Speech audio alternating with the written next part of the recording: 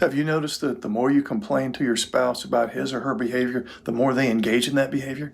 And have you noticed that the more you express appreciation to your spouse for his or her behavior, the more they continue that behavior? How do you know whether your ASD spouse had just an adult temper tantrum or a meltdown? Well, if he remembers what he said and did, it was an adult temper tantrum. If he doesn't remember what he said or did, it was a meltdown. Quick message to the neurotypical wives out there. If you had an emotionally unavailable father or an emotionally abusive father, it's very possible that your ASD level 1 husband is paying for the sins of that father, and the two of you don't even know that that's going on. Don't make a judgment call on your spouse unless you have asked this person about their past. For example, the ASD guy, the husband here, don't trash your NT wife. You don't know about her history. Was she abused as a child? Did she have an emotionally absent father? What kind of trauma did she go through? And so you're going to blame her for being a bad person? You don't know what kind of junk she brought into this marriage. To the NT wife, married to the ASD guy, you don't know what he went through. As a child, he's probably ostracized, bullied, teased by peers, labeled a problem child by parents, a problem student by teachers. You don't know what kind of junk he had to deal with before he found you. So before you get so quick to pull the trigger on chastising your partner, maybe investigate to see what the kind of shit they had to go through just to cope with life. So you're a neurotypical wife married to an autistic husband, and you think you can change him? Somebody with sensory sensitivities, weak central coherence, problems with prediction, mind blindness, emotions blindness, executive function deficits, and you think you can change all that? It's not working, ladies. Not working. Psst, come here. So you're a neurotypical wife married to an autistic husband, and you think that if you tell him how you feel, he'll know what to do in the way of behavior change based on how you feel? Someone with autism who's alexithymic? And you think that's going to work? It's not working, ladies. Not working. Quick message to neurodiverse couples. Your ego will tell you that it's you against him or her. You're separate. That's not the case. You're connected. Tell your ego to take a back seat. Say it. Okay, so a quick message to the neurotypical husbands married to an autistic wife. Sometimes your autistic wife will present real childlike and perhaps even childish. And you go, oh, isn't that cute? And you kind of nurture her almost like you're a father. Other times she will present, in other words, you will kind of download her behavior as a equal partner. And you'll have the thought, oh, I love this lady. She's so pretty. She's so smart. She's so fun to be with. At other times, she will present as the Wicked Witch of the West. Someone who has some serious issues. And you will think, what the hell did I get myself into? Okay, quick question to the NTYs out there. When is the last time you did something with your autistic husband that he enjoyed? I said, when was the last time you engaged in an activity with your ASD spouse that he enjoys? Oh, not long ago, huh? Some NTs go, well, yeah, I used to join in when he would do such and such, but it was so boring. And some NT wives go, no, well, there's nothing that he does that he has an interest in that I could actually participate in. Really? You may want to rethink that thing, because I'm guessing that he has something that he enjoys that you could join in on. 90% plus of all disease is caused by, not just correlated with, but caused by stress. And the third leading cause of death is what the professionals, doctors, surgeons, and so on, try to do to fix your disease. Hello? You paying attention? Listen, I said all disease, well, 90% plus, is caused by stress. And the third leading cause of death in human beings is a result of what the professionals do to try to fix your disease. Something's fucked up. If you were at the hospital with your spouse who happens to be very sick, and the doctors come in and say, "We hate to tell you, but he or she only has about an hour to live," what would you say to your spouse in that moment? Okay, whatever that is, you need to say that to your spouse later this afternoon. So, for those of you who are really, really struggling in your neurodiverse marriage, I want you to never, ever forget these 5 points. Your most difficult people are your greatest teachers. Your most difficult situations strengthen you. The less you try to control others, the more control you get.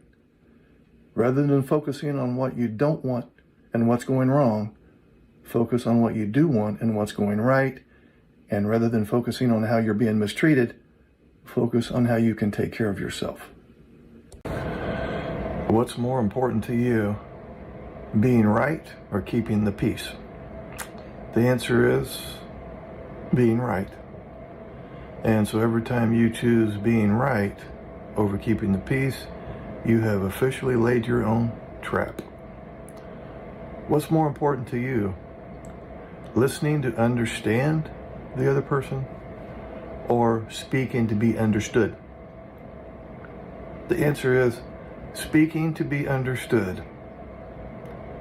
That's more important to you than listening to understand, and when you do that, you have officially laid your own trap again. What's this trap you speak of, Mark? You set up a scenario that results in you feeling frustrated, angry, resentful, and victimized. So if you're always in the process of trying to change your partner, they have to say different things and do different things in order for you to be okay inside, you're going to be hit with the 4 R's. Rebellion, resentment, retreat, which is avoiding contact with you and conversations with you, and lastly, revenge. How does your ASD husband show his love for you? By doing things for you. And the typical NT wife says, "Well, yeah, I like some of the things that he does for me, but that's not enough." And the ASD husband will say the same thing. "Doesn't matter what I do, it's never good enough." And so the NT wife goes through life feeling deprived. The ASD husband goes through life feeling like, I can never make her happy. So a quick message to those individuals on the autism spectrum who feel like they have to mask. Why would you want to pretend to be somebody else so that other people will like somebody that's not even you? Quick message to both couples in the neurodiverse marriage. You are love. Yeah, you. You are love, in spite of the fact that your behavior doesn't look like it sometimes. That will be revealed to you someday. So what's the difference between someone with autism and someone with narcissism? Someone with autism looks insensitive and selfish because their social and emotional brain is underdeveloped. Someone with narcissism looks insensitive and selfish because they're insensitive and selfish. Just a quick message to the NT spouses out there.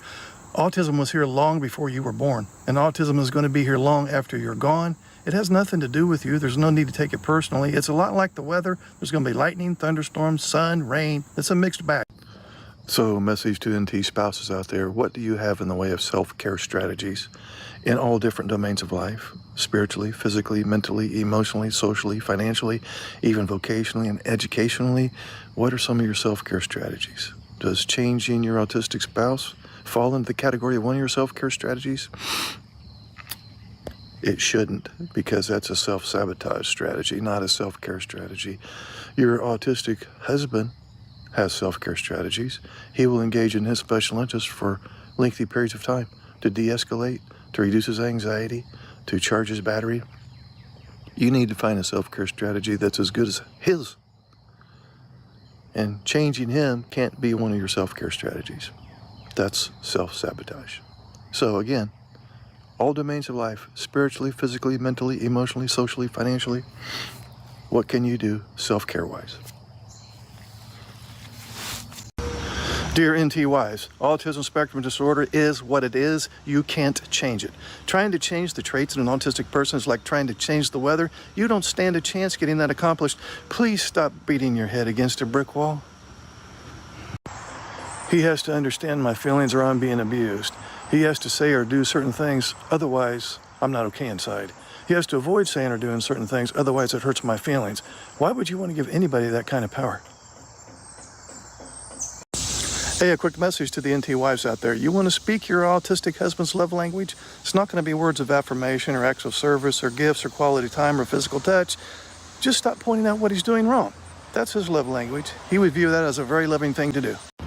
Quick message to the NT wives out there. Did you ever consider the concept that less is better? In other words, the harder you try, the more you push him away, and the more you back off, the more you pull him in. I would give it a shot. What you've been doing may not be working. I'm letting you off the hook for being responsible for my feelings. And I'm letting you off the hook for being responsible for my self-esteem. And I'm letting you off the hook for being responsible for how I download your behavior. Just a quick message to both parties in the neurodiverse relationship.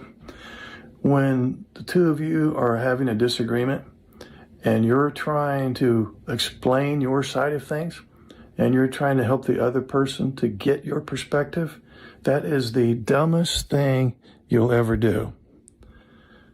Because the more you explain, the more you try to reason with and get the other person to get it, the more the other person is going to download your delivery as just more defensiveness and more trying to prove that they're wrong.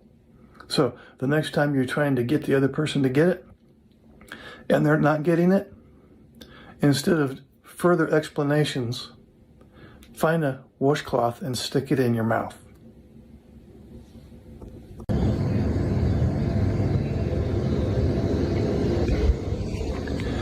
Have you discovered that the more things you complain about, the more things to complain about show up?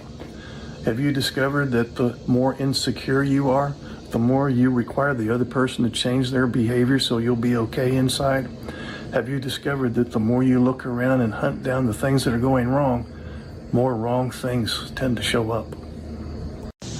So the ASD husband wants to shut down to reduce his anxiety. The NT wife wants to talk through the problems to reduce her anxiety. That's a hell of a dilemma, isn't it? Guess who's the biggest loser in that scenario? She is. That's Tobias. You can make a point or you can keep the peace, but you can't do both, not at the same time. You might think, well, we should be able to make a point and keep the peace at the same time. Hasn't worked that way for the last 10 years. What makes you think it's going to work that way later this afternoon? You can do one or the other. You can't do both. I'm not suggesting which one to do. You decide what's best for you in the moment. But if you make a point, you're sacrificing the peace. And if you opt to keep the peace, you may very well be sacrificing an opportunity to make a point. You pick your choice. But if you decide to make a point, don't bitch about the fact that there's no peace. Doesn't work like that. Sorry. I run into this a lot where a person in the neurodiverse marriage says, I'm going to leave this miserable marriage because I want to leave my problems behind. And so they get into the next relationship and find that they didn't leave their problems behind. They just brought those problems into the next relationship. Would you like to schedule a paid private coaching session? This will be in the form of a face-to-face Zoom call. Underneath any of my videos, you'll see this Calendly link. If you click on that link, it'll open up my calendar. You can pick the available days and times that works for your schedule. You'll get a follow-up email immediately after purchasing a session that will have the Zoom link that coincides with the day and time that you picked. I will get an email too that you scheduled a session, and I will be available on that exact day and time, and we will talk. I look forward to working with you. If you are in a neurodiverse marriage, where one spouse is autistic and the other one is not, and you've been struggling for years and years, and you're kind of sick and tired of the routine, talk to me. Use me as your personal coach. I have groups, and I keep these groups small so that you can get a lot of one-on-one attention. I have 3 Q&A groups, one for ASD husbands, one for neurotypical wives, and I have a couples group where both spouses can attend. I also have 2 instructional groups, Cassandra Syndrome Recovery Group, to help you cultivate some strategies to recover from years of emotional deprivation, and the Men's Masterclass in which we take a deep dive on developing social skills and emotional literacy in the context of the neurodiverse marriage. We meet 1 hour a week for 4 weeks. So how much longer are you willing to wait?